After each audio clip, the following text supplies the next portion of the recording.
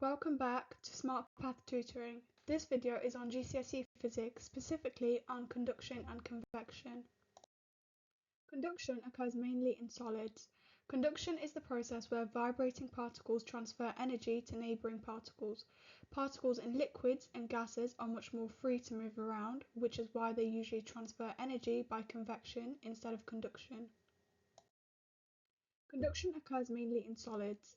Energy transferred to an object by heating is transferred to the thermal store of the object. This energy is shared across the kinetic energy stores of the particles in the object. The particles in the part of the object being heated vibrate more and collide with each other. These collisions cause energy to be transferred between particles' kinetic energy stores. This is conduction. This process continues throughout the object until the energy is transferred to the other side of the object. It's then usually transferred to the thermal energy store of the surroundings or anything else touching the object. Thermal conductivity is a measure of how quickly energy is transferred through a material in this way. Materials with a high thermal conductivity transfer energy between their particles quickly. Radiators create convection currents. Heating a room with a radiator collides on creating convection currents in the air of the room.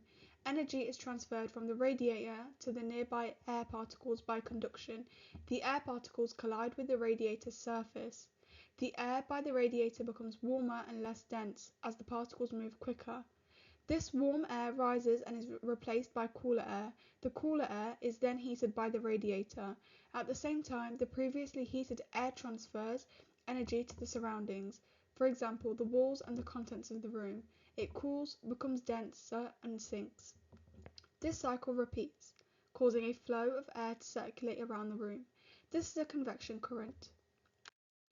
That's the end of the video. Hope you enjoyed it. Don't forget to like and subscribe.